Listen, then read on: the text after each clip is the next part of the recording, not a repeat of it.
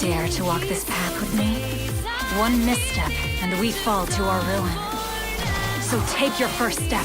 It's now or never! What is up, YouTube? It's RSMario bringing you another Fire Emblem 3 Houses video. Alright, so Famitsu just dropped a whole bunch new, good lord, I cannot talk. How do I work in the call center and I can't talk? Famitsu just dropped a whole bunch of more information on Fire Emblem 3 Houses. I'm going to do a couple videos on this because this is actually a really kind of big info dump.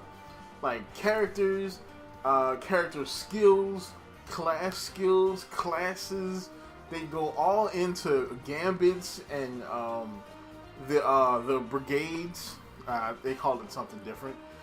They go into a whole bunch of stuff on this episode, on this one. So this is probably gonna be a couple videos. I'll probably do one for the skills and the skills, the characters, and the crests. I'll do one on the classes and the gambits and stuff, and then I'll do one on like the rest of the stuff in the video. That way, it won't be like a really long video. Cause I think my last couple of videos have run kind of long. I've actually lost some subscribers on that. So Fire Emblem videos don't usually lose subscribers. It's usually all the other ones that do.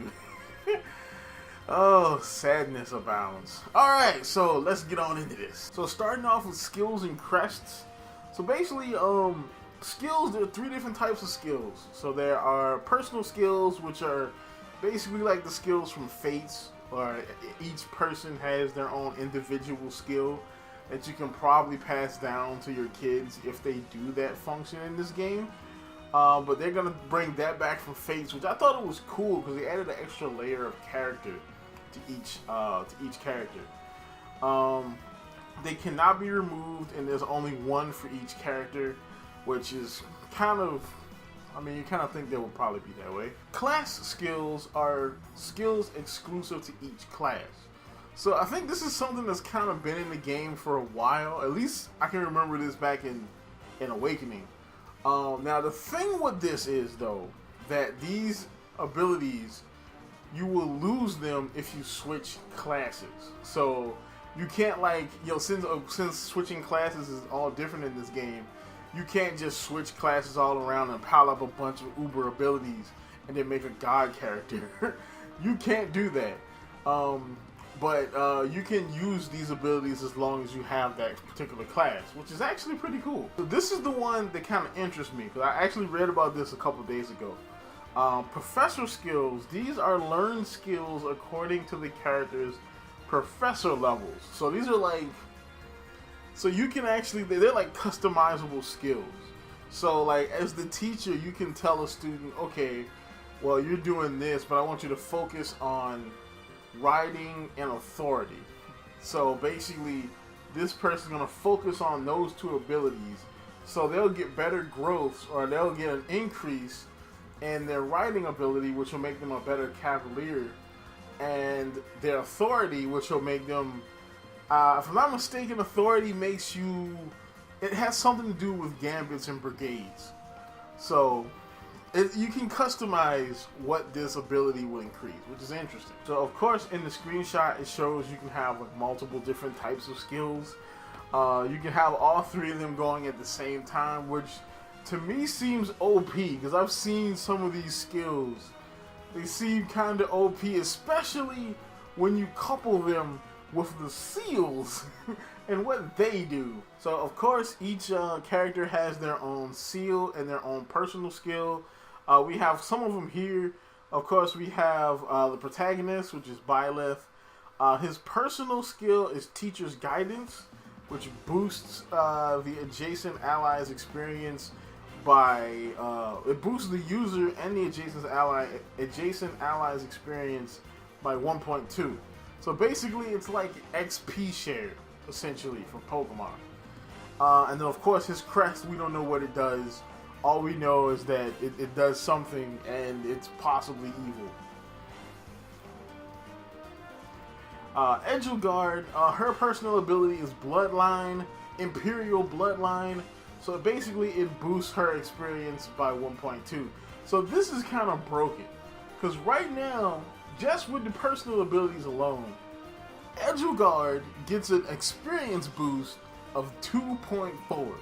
Because if she is by Byleth, she gets his teacher's guidance boost plus her own Imperial boost, which is like, it's kind of broken. Not to mention whatever her skill, whatever her crest does, not to mention whatever her class skill does, not to mention whatever her professor skill does. The growths in this game better be low, because all these buffs are crazy. So Dimitri has pretty much the same ability, Royal Bloodline, and it boosts his experience by 1.2. Same thing for Claude's. His is Alliance Bloodline, which boosts his ability by 1.2. His experience by 1.2. Now, the interesting thing are the crests for all three of these guys, all three of them.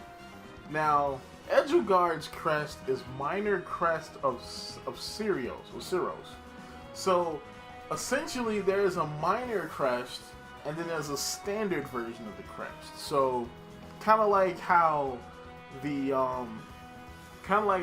Falcion has like regular Falcion, and then like unlocked Falcion, which is after you get the Fire Emblem and go through all that kind of stuff. I assume that's what's going on here. You have minor crest, and then you got the full blown crest. Either like, I guess probably when they ascend the throne.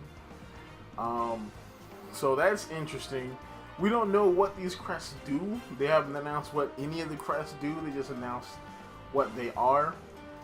Dimitri, his is the minor crest of Blooded.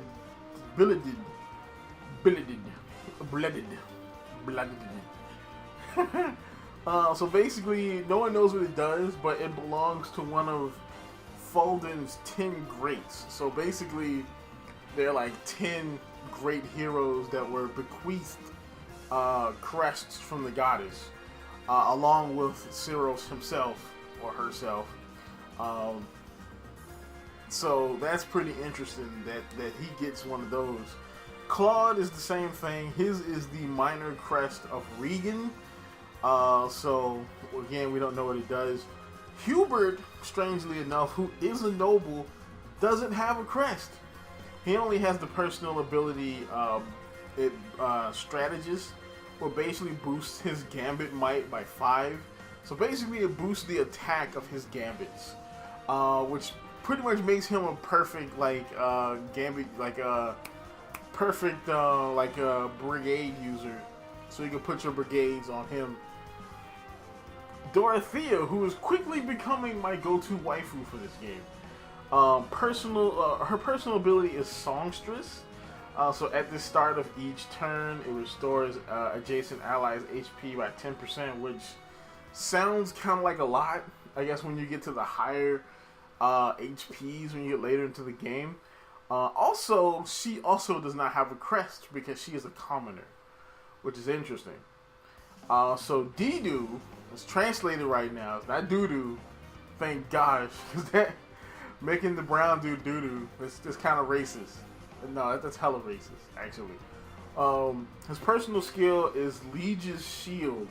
So essentially what happens is, if he doesn't move, if the user waits without acting, so if he doesn't move for a turn, like if you skip a turn, he gets +4 defense for the next turn. So if he doesn't move this turn, next turn he gets +4 defense when he does move, that's pretty interesting.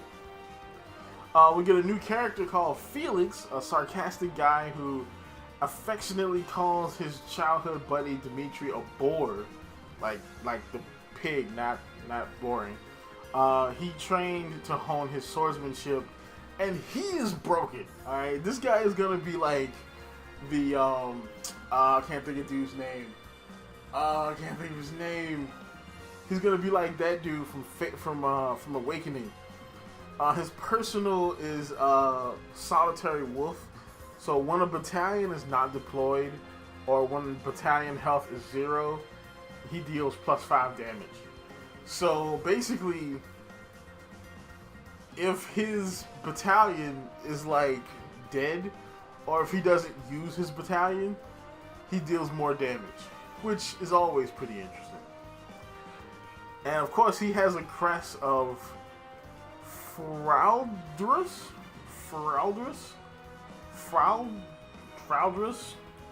which is also one of the 10 greats. Lawrence, a prestigious noble, his personal is prestigious noble. So when a battalion is deployed, he deals damage dealt is +2. So his is pretty interesting. So another person you can give battalions to. He has the minor crest of Gloucester, which another one of the 10 greats. Another new character is Hilda, the only daughter from a duke's family. She's a lady who's good at acting cute. She adores fashionable, glamorous things. You know where they got this character from. So her personal is Plead. So when entering battle adjacent a male ally, damage dealt +3. So she gets she's basically a thought. She gets a damage boost when she's in there with a dude. Okay. She has the minor crest of Gonril. So that's about it for this one. I'm gonna do another video Friday, which is tomorrow for you guys, because it'll be Thursday by the time you see this. Which will cover the second part of the of the coverage, and then Saturday will be the last one where I'll cover the rest of it. And this should be interesting. We should be good. You know what I'm saying? So that's about it. Like, comment, subscribe, and for the love of God, share. Keep it real.